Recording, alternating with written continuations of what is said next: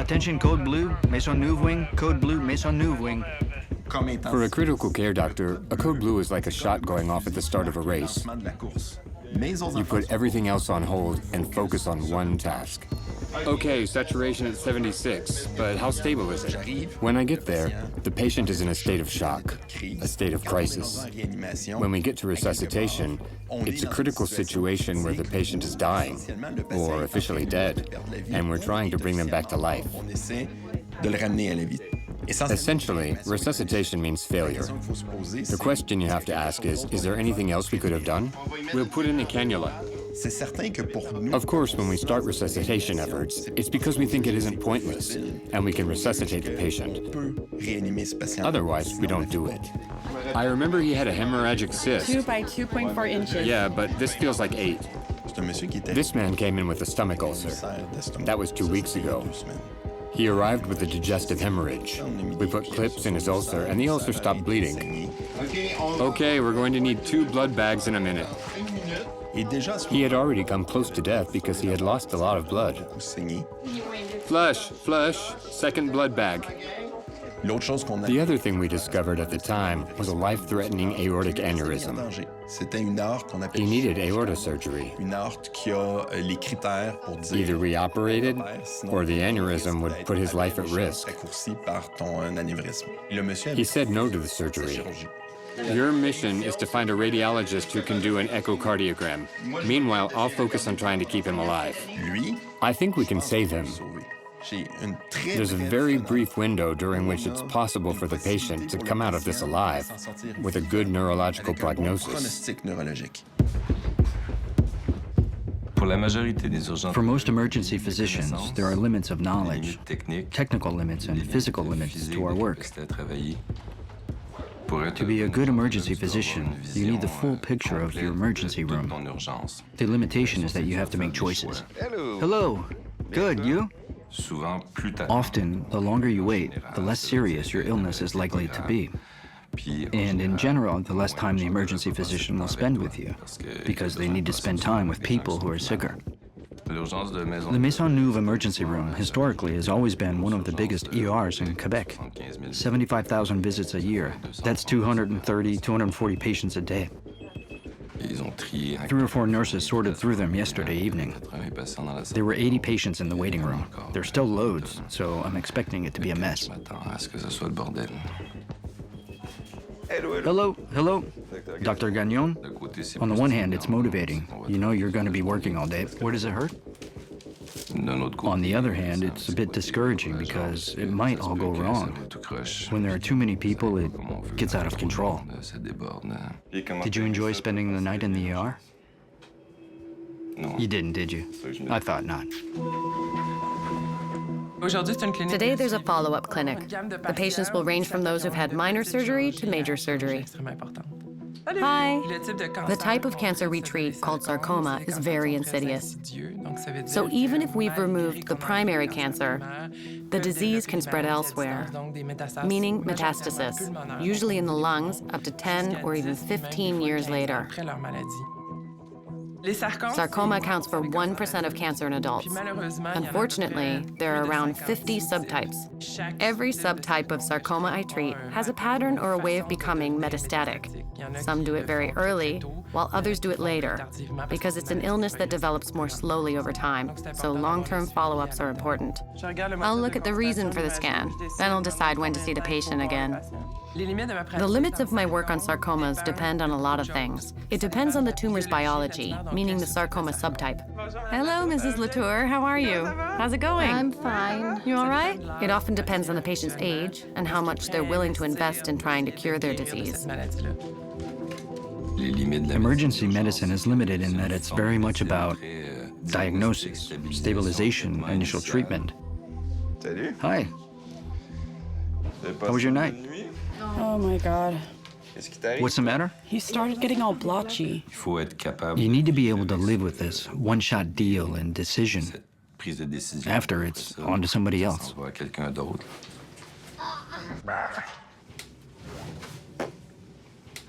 Did you give him anything? He took antibiotics. This is a real social health problem.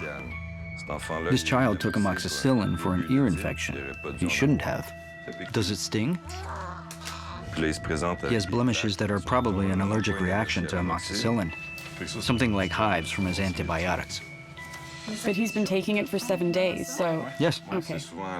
This often happens at the end or in the middle of... So he took the antibiotics for nothing. He won't be able to take this antibiotic for years, which is the main antibiotic for children, because he was given it for no reason. He's probably not even allergic, but we won't test him straight away. This child would be deprived of proper treatment if he gets sick for real. I'll give you some Benadryl for the next few days. It'll disappear slowly. Could it be measles or something? Not at all. Absolutely not. Of course, parents get worried easily about their children. There's a kind of mystery when it comes to their children getting sick. Often there's not much else to do but tell them, "It isn't serious, ma'am." That's what I was scared of. He's my first. For your first, he's turned out well. Hey! Hi, how are you? Yeah? Still in good spirits? We did an external hemipelvectomy. He had cancer that was spreading across half his pelvis, so we removed his leg and half his pelvis. It's been 2 years since the surgery. It was either that or he'd be dead in 6 months. It's all good. There's nothing that concerns me. Every time we come, it's always good. Yeah, I know. For him, although this surgery was morbid and changed his day-to-day life, he welcomed it with open arms because there was a chance it could cure him. Today, he's still cured. The tumor hasn't come back, neither in his lungs or the affected area, but he's living with the consequences. Since the operation, the pain has been stable. The incontinence is what's bothering you. Yeah, that's right. He's going to have an appointment in neurology to try to improve his quality of life with the after effects. Patients put these little complications into perspective because they know if they hadn't had the surgery, they wouldn't be here. They would have died long ago. Ready? On 3. 1, 2, 3. Do you want me to carry you in my arms? You've been wanting to do this for a long time. Oh, I've been holding back for 4 years. Every patient is really different, but the ones who have good morale and a sense of humor about it have an easier time in rehabilitation. Whatever the after effects, they're happy to be alive. Okay, let's move on to cardiac massage. I'm doing the massage. Okay, continue. Good CO2 level. How is his heart looking? It was 35%. I think this 35% is dropping. As we get further into the resuscitation efforts, his whole stomach gets hard and pressurized. The patient is losing pints of blood every minute into his stomach. Oh, he's bleeding. Oh my God, he's actively bleeding in the stomach. A lump on his left side tells me that's where it's happening. What I don't know is it his aorta giving way, or is it a renal cyst? Whether it's one or the other, it's a disaster. A big pipe has just burst. Are surgeons here? Because unless they open him up now, I'm done. I know that as a critical care doctor, I can't resuscitate a patient if I don't have a surgeon to stop the bleeding. I know the limits of what I'm capable of doing. We can take him to the OR. Can we take him to the OR? Okay. Our only option now is to take him to the operating room, not for scans or imaging, to open him up and see. We're ready to go. Careful. If I spend time examining him, I'll get an answer. But the patient will have no chance of getting through this. Now, he has a small chance of getting through this. But we need to act fast and solve the problem now. The surgeons will find what's bleeding and try to fix it. Unfortunately, I can't help this patient any further. That can be extremely frustrating.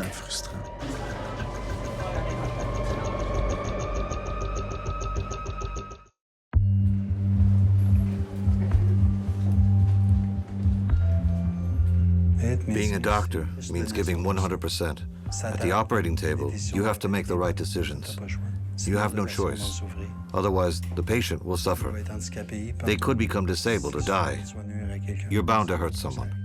That mustn't happen. What I like about surgery is you're forced to make quick decisions.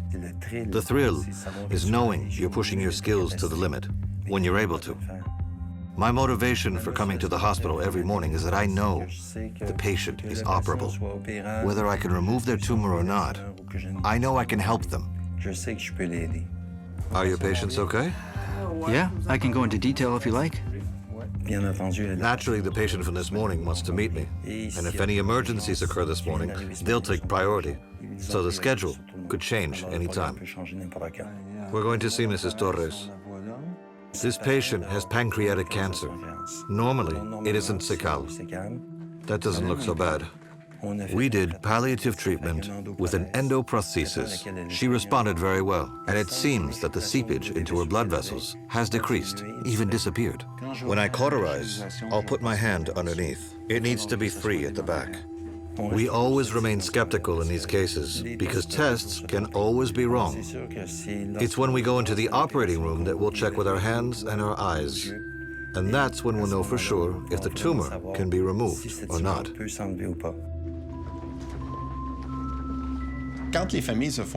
When families are called in an emergency and told their loved one is unwell, they hope we can do something. Hello, I'm Dr. Marquis. Sit down. I'll explain what's going on. They all hope we'll tell them everything's okay. In a way, there's a little voice telling them that if they're called to the hospital, it's probably to let them know everything's fine. 3 or 4 minutes before it happened, he was chatting. We'll do emergency surgery. He's not getting enough blood to replace what he's losing in his stomach. The surgeon needs to find out what's broken and stop the bleeding. Because this would be very dangerous even for a healthy 20-year-old. The bigger the hospital is, the more resources it has. The more we believe we can achieve big things, which is true. But that doesn't mean we can do everything. As soon as I have news, I'll let you know. Thank you very much. There are a lot of things we can't do.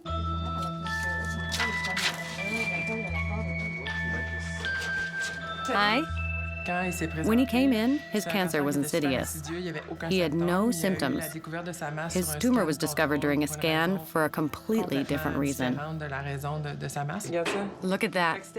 It was between the base of his tendon, hamstrings, and hip. There was no swelling in your skin, no lump at all, and hardly any discomfort? No, not at all. Then we did a lung scan, and we saw he'd likely already had metastatic lung cancer. The problem is we don't know whether these micronodules are connected. You can see some here, but they're very small. Patients want to know what the game plan is for the coming months.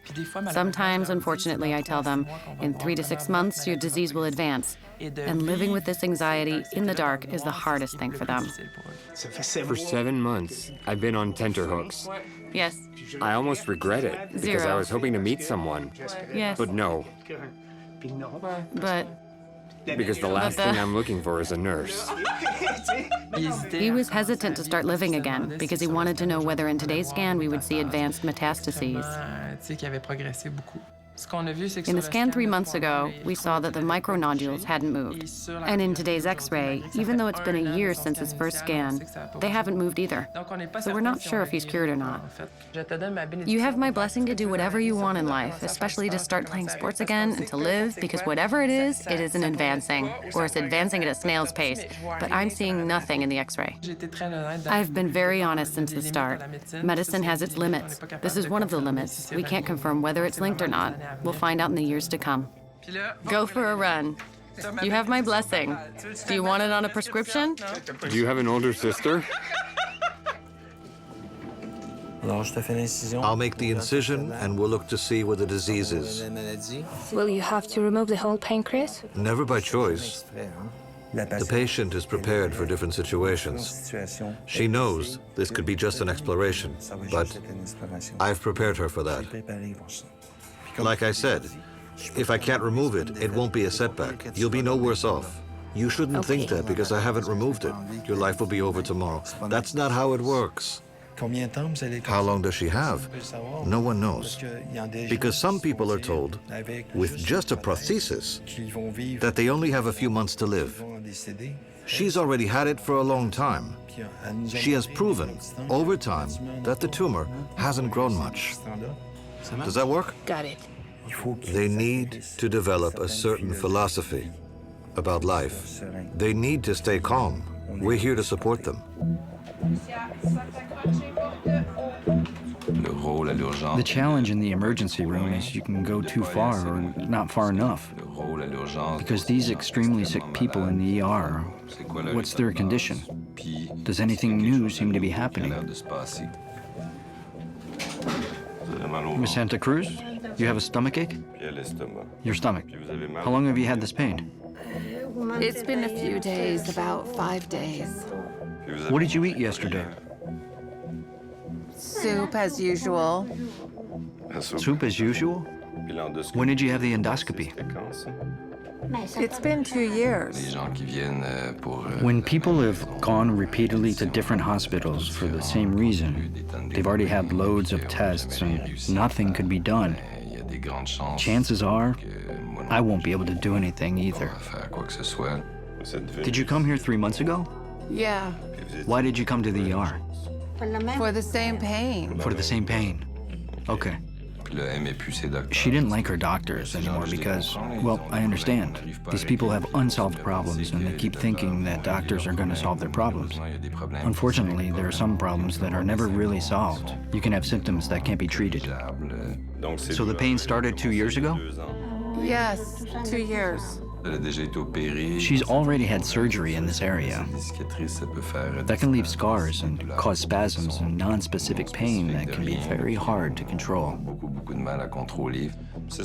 We definitely need to check your stomach again, but I'm not sure we'll be able to do much. This has been going on for a long time. We're very limited in what we can do. We can't relieve all the pain and symptoms. I'm going to send your file to the gastroenterology clinic to get the ball rolling so we can get your stomach checked. Yeah. What we want to do is put a camera in to see if there's something in your stomach.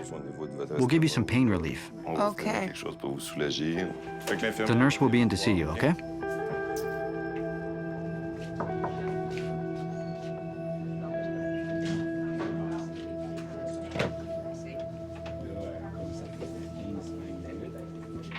It didn't work. It didn't work. In the end, we never managed to stabilize him enough to fix it. Overnight, his aorta ruptured. It's one of the worst medical tragedies that can happen. People need to digest bad news. It's going to be emotional. You have to be ready to receive those emotions. You have to be prepared to wait, above all. There's a long, uncomfortable silence. You manage, you experience, you adapt.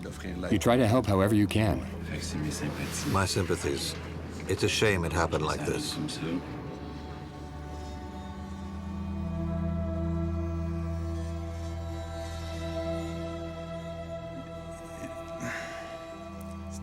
It's never nice knowing you can't heal someone or solve the problem.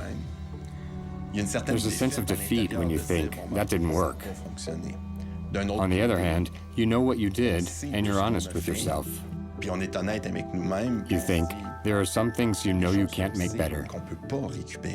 We're going to bring him to intensive care so you have time with him. The important thing is we didn't abandon our patient. Take all the time you need. In the conditions we had to work with, we did the best we could.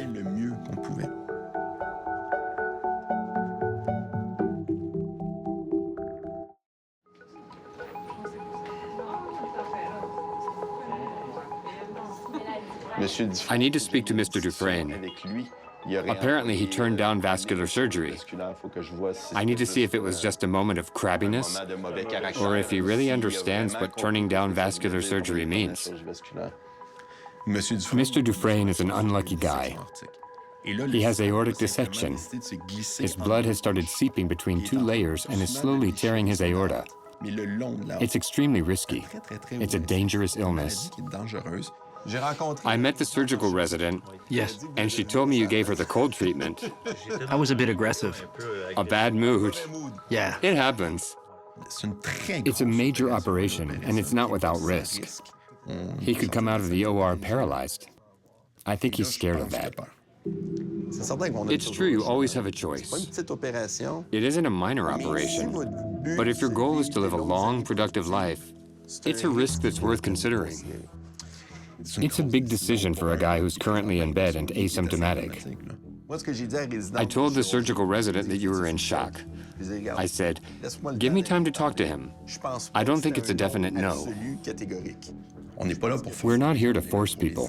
We're here to inform them so they know the consequences of their choices. Then we let them decide. Let the dust settle. Take a couple of days. You have time to reflect. It's hard. You have to learn to be respectful. It's a test, respecting others. When we have our own convictions and someone else doesn't share them, that's one of the biggest limits of medicine. Sarcoma has an array of different pathologies. There are some that spread extremely quickly and are extremely aggressive, where patients die within a few years. And there are others where we can prolong the patient's life and heal them. She waited for her sonogram for 2 years. 1 year? It was a long time, definitely more than a year. From when a patient starts having symptoms, a lump or a pain, to the time they see a doctor, get a scan, either an MRI or a simple X-ray, and are brought to the right place, it's around 54 weeks. When she first saw her doctor, it was the size of a pea. He told her that needs to be checked. Then it grew. Some international studies have shown that the smaller the tumor, the better the patient's prognosis. We'll never know. Would you have developed metastasis or not? But we thought, if in 2 years we saw thoracic metastasis, we would say, should've, could've, would've. Neither of us could live with should've, could've, would've. What I find frustrating working in Quebec is seeing patients come in with large lumps, because we're more than capable of doing an early detection program. It isn't a question of availability of care, it's a question of reorganization of care. I realized on May 4th, 2012, it was the surgery, and wow, 5 years. 5 years. Often, when I treat patients for a long time, I enjoy it. We're happy to see each other. I end up being part of their lives, and they end up being part of mine. The most frustrating limits aren't so much the ones that are inherent to emergency medicine itself, but the limits that are imposed by the system. Hello, how are you? Fine, except Fine? my fingers. Of course. What happened? My fingers froze. When was that? Tuesday, last week, during the storm. It would have been better to see him earlier. The first or second day, there were things that could be done, but even now, still early on, there's no major treatment to reverse the tissue damage from frostbite. What's done is done. Can you feel that? Yes. I can't feel much. And that? Will they cut off my fingers? Well, that's not good. What's a bit frustrating is knowing we haven't made much more progress today compared to 2 centuries ago. They won't cut off your fingers, but they'll most likely have to remove that. You'll lose your fingertip. Cut it off? What's good nowadays is all the care around that, the plastic surgery, but we can't regrow tissue. We're not there yet. When you go through forms like this, are you covered? No. No insurance. No insurance or coverage, huh? It isn't normal that in our society there are people who are 100% covered for any little thing, and then there are people who aren't covered for anything. Yeah, hi, it's Dr. Gagnon in the ER. Could I have the plastic surgery clinic, please? There are 2 gears, from the overprotection of some to the complete absence of protection for others. It makes my blood boil. I'm just thinking about follow-up physiotherapy. If you're covered by the CSST and work for a big company, your physio will be paid for and you can get proper treatment. If you work for a small company, you won't be protected. And if you don't have the money, well, you won't get physiotherapy. Okay, what's important is 1, that it doesn't freeze. 2, that nothing comes into contact with it. Can you not do anything for the next few days? Yeah, I'll relax. We're constantly juggling this kind of imbalance, this kind of injustice from one patient to another.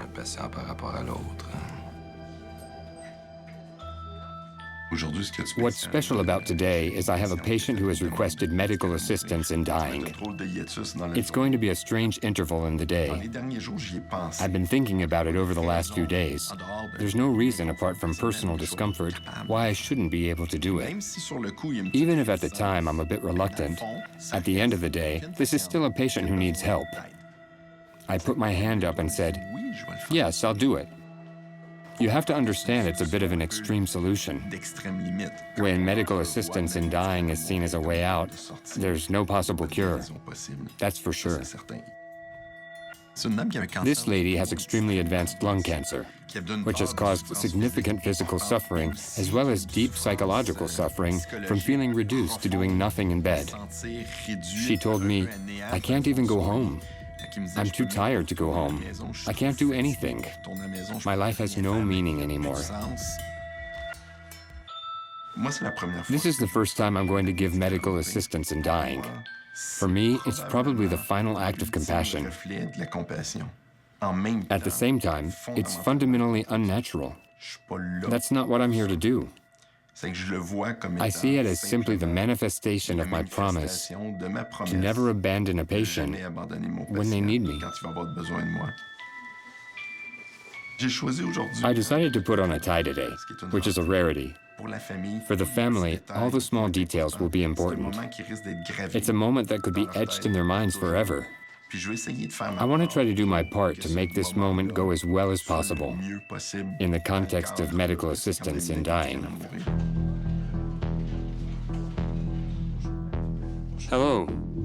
I'd like to take a minute with you. I'm going to kick everyone out. If I get there today and the patient is delirious and out of touch with reality, we won't do it. Because until the final moment, she must have the chance to say, "I've changed my mind." Sometimes when the whole family is there, they don't want to change their minds. You know better than me. She really hasn't changed her mind. It's surprising how calm the patient is today. The last times I saw her, you could tell she was suffering physically and mentally. Today it's not like that. Now she's relieved. If you feel like saying something, say whatever you have to say. If you want to hold her hand, hold it. You see what I'm saying? Act like I'm not there. I'm going to try to be as discreet as possible. But at the same time, I won't try to disappear. They're going to need reassurance. They're going to need to know that it's been done properly and to feel that, right to the end, her doctor has taken care of her. That's going to be important. There is a medical failure in the treatment, but there's no medical failure in the care. Can we start? Scalpel? We're doing the exploration now. Look, you can feel the lump there. The lump is more central than I'd like it to be. That isn't good.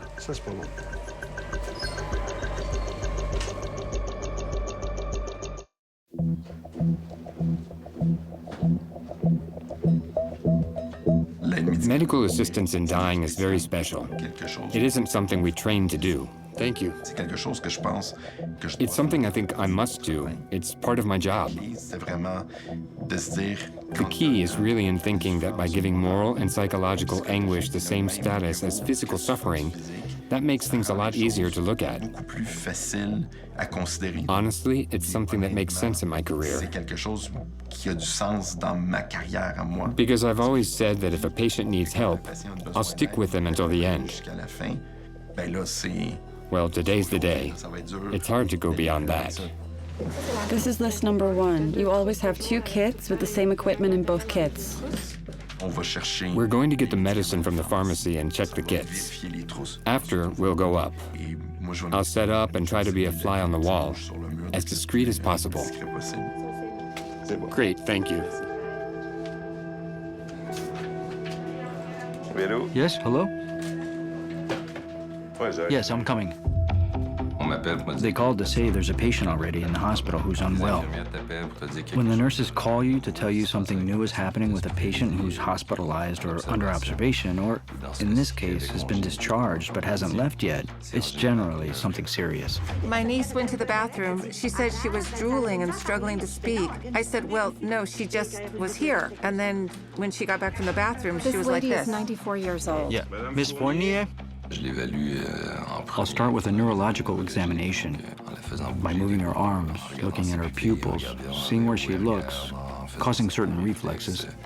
We're gonna tickle your feet, okay? It quickly became clear it was a stroke. Where's her niece? The question soon arises. 1, I know this lady has cancer, and 2, I know she's 94. Maybe we can figure this out with her niece. Did she want anything in particular? It's important to know what people want. I need to know how far we can go. No resuscitation. Okay. It's been clearly stated between them. The clinical picture soon becomes clear. The first exam is to scan to find out if she's bleeding. Because if she is bleeding, it clearly isn't thrombolysis. If she isn't bleeding, well, we can still consider it. Thrombolysis is a therapy that breaks up the clot that is formed in a vessel. Okay. With thrombolysis, she could get better, but in any case, with her progressive cancer, she'll only have a few months, or she'll have a brain bleed. If we don't do thrombolysis now, she's gonna pass away. I'll start by looking at the scan and the contraindications, and we'll speak after. Okay? It's a life or death situation. No one can make that decision. In the operating room, you can't cut corners. When you get home that night, you have to be able to say, I did everything I could. When you see the retraction here, it's inoperable cancer. We don't have any here. Oh. Here, this isn't good. It's a kind of tumor I can't remove. You see, the scan didn't show that. No. Unfortunately, medicine has limits. There are doctors who, when they can't do the operation they want to do, consider it a failure. No, it's not a failure. We aren't gods. We're just human beings. Disease is like that. If you can do it, you must do it. And if it can't be removed, you need to be able to say, it can't be removed. To take out a tumor from the pancreas, it needs to stay in the pancreas. Even if I try to remove it, 1, there'll be hemorrhaging, and 2, I won't be helping her. She'll be in the hospital for months, or she might die from the operation, so I'll be taking away her quality of life. That isn't my goal. I'd take time off her life. It's always a shame, because you'd expect more from tests, but I think it was worth a try. We had to give her a chance of removal. If I'd said, most of the time, 99% of the time, I can't do it, that's true. But if I take away her chance, if I can't do it for 100 patients, and there's one I could save, I think I should do it. If you can't help them, you shouldn't harm them. Of course, even if you prepare them, people are always disappointed. You can't say, okay, it isn't serious, it'll be fine with radio or chemo. I think we have to continue chemotherapy. Anyway, what's to say there won't be new molecules soon that will change the treatment entirely? Anything could happen. That's why you shouldn't lose hope. The important thing in medicine is to take good care of patients, whatever their condition. If the patient is operable, it's easier, you feel like a god. The patient survives and everything is great. But with those you can't cure, what's important is to give them the best quality of life and not abandon them.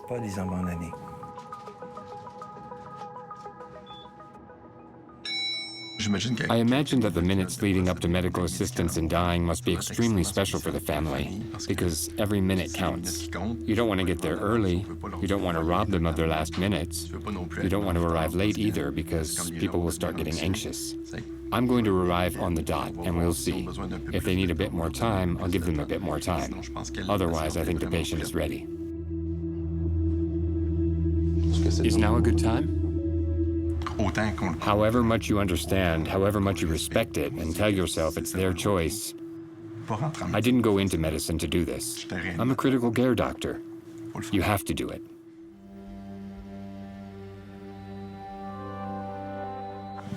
In her eyes, then in the way she said to me, okay, let's go. There's no doubt in her mind. And that's something of a strength, because I have no doubt that this is what she wants. You're going to feel a little sleepy. You're going to feel your eyelids get heavy, that's all. She didn't make eye contact with me. She kept her eyes closed. I love you. Her family said their goodbyes, with a lot of sadness, but a lot of respect at the same time.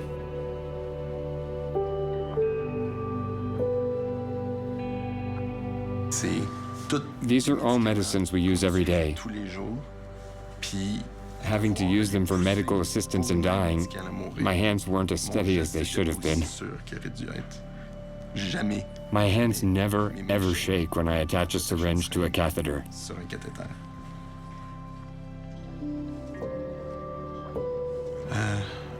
It feels strange.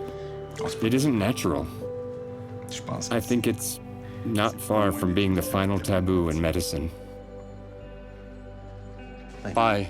Have a nice day, doctor. Not easy. How do I feel? That's not important.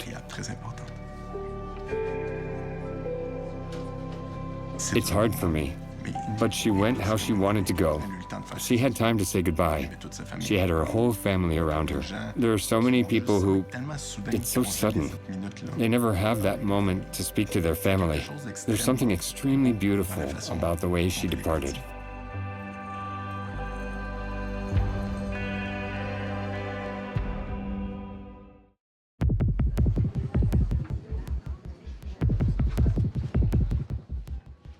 My day continues. The show must go on. This evening, when I get home, that's when I'll have plenty of time to think about it. There's nothing like staying busy so you don't have to think.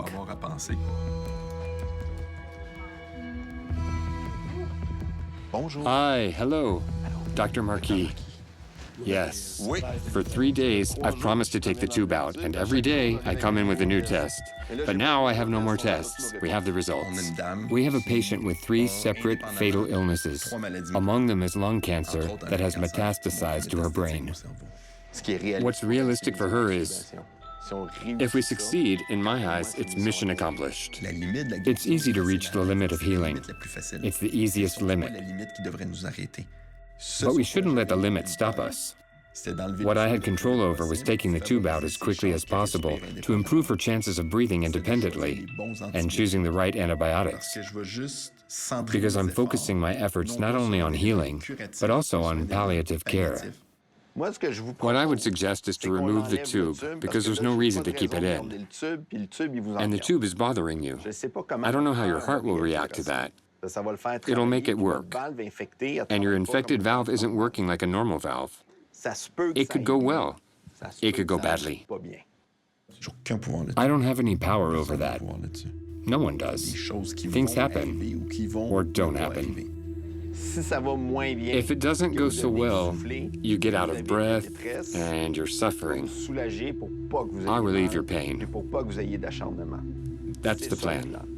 The main thing is to stack the odds in her favor. I want her family to be there. It's a stressful time for the people with her. I don't want them to feel like it's an ambush. But she's really at a crossroads. It's up to her to prove that she has what it takes. She can't spend all her time in hospital. As long as she looks good. That's also what you want, right? That's what we don't want. Nobody wants that, okay? Right, Mom? Let's go? I'll let you pull yourselves together. I'll give you 30 seconds. One of the limits of emergency medicine is that we're not the ones who give the aftercare. Because it takes a lot of people, teams of specialists, hospitalization, etc., to continue the work that's been started. Can you squeeze my fingers? Squeeze my fingers. If I do nothing, she'll stay like this. If I do something, it could help her, but it could harm her too. Decisions aren't always made on the spot. They're made through repetition, seeing things evolve, talking about them. Things get clearer as you go along. The neurologist will come to see her. We'll do the math, we'll talk about her cancer, we'll talk to her niece again. Over half or 3/4 of an hour, you come to a decision. Your aunt is already bleeding. Already. I risk making things worse. Yes. I can't guarantee she'll wake up with no problems. Right. What worries me the most is language. Patients often ask us, what would you do if this were your grandmother? I can answer the question with what I think, but it isn't my place to make the decision for them. Personally, I think it's better not to do anything, Okay. knowing it's a very serious condition and she might not get through it.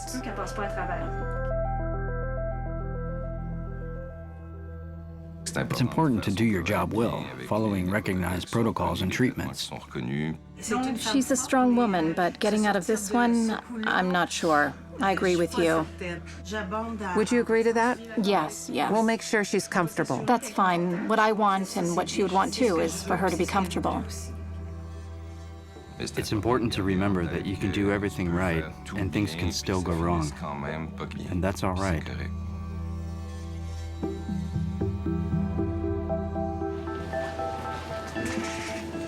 How do you feel? A bit unwell. Okay?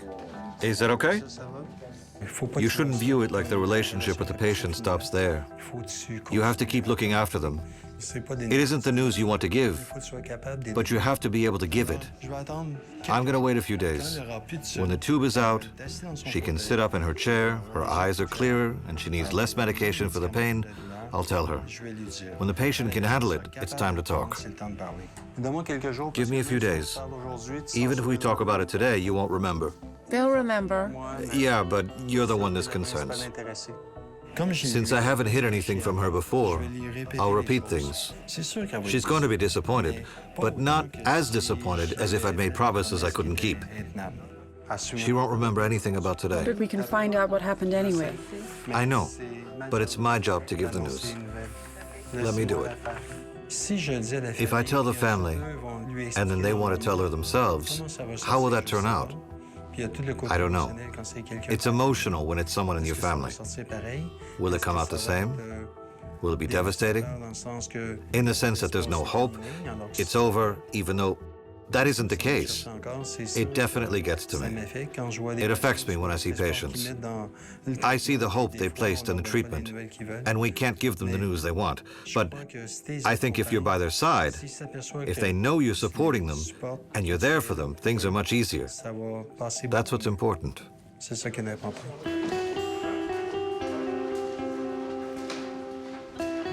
Miss Corsell, can I come in? Are you decent? Yes. We just need to have a chat about what we're going to do and why we're doing this surgery, okay? You need to understand that your cancer is in your bones. Not only have the cancer cells destroyed your bones, but they're even going into the surrounding muscle like a sleeve. Think of it like a sleeve of cancer that's destroying around 4 inches of bone. So the surgery I suggest is hip replacement. We'll replace all the bone that's been affected by cancer. It's important to understand that this surgery won't cure your cancer. The aim is really just to help you function. If we can't cure someone, we can offer them palliative surgery, which means we can improve their quality of life and lessen their pain. That's part of my job. It's just as satisfying, or even more so, to improve a patient's quality of life. I never say there's nothing to be done. There's always something to be done. Even being there to comfort them, hospitalizing them if they're unwell, being there for their family, that's something. Your cancer has returned with a vengeance, but you know, with chemotherapy, women can live with it as a chronic illness. You'll be able to live a long time with this disease. I'm now your mechanic for life. I'll do the surgery, and after, we'll see each other really regularly. If you need another tune-up, I'll change your oil. Always working with our patients and supporting them through it. Even if it's bad news, even if they're going to die from this disease, we always have a plan and we continue treating them. Often, patients leave feeling sad, but at least with the hope that this brilliant multidisciplinary team will be there for them every step of the way. The last person I did this for is about 74. He spends 6 months a year in Florida and plays 18 holes of golf 3 times a week. I feel confident. Sound good? Yes. Whatever the situation, whether they're having curative or palliative surgery, or if they have metastasis, I stay just as positive because I'm with them on this journey. We're all going to face cancer in our lives. We're all going to face our own deaths at some point. The most important thing is to feel supported on those occasions. Without being fatalistic, I have a question. She said she wants to go home. Is that realistic or a fantasy? She's tough. We could manage it. It's more likely not to work. Can she do it? I think she can. I'll stay close. She has to want to breathe. She has to want to fight. And that's where we'll see her determination. Gently, Mom. I've hit the jackpot. If she decides to let go, there's nothing anyone can do. It's okay. Breathe calmly. Close your eyes. Relax. We're on a beach. I have faith, okay? You're doing well. We're by their side. Sometimes we heal them. Sometimes we ease their pain. Sometimes we make them better. That's medicine.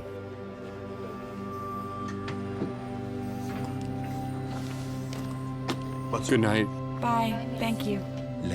Healing still has its limits.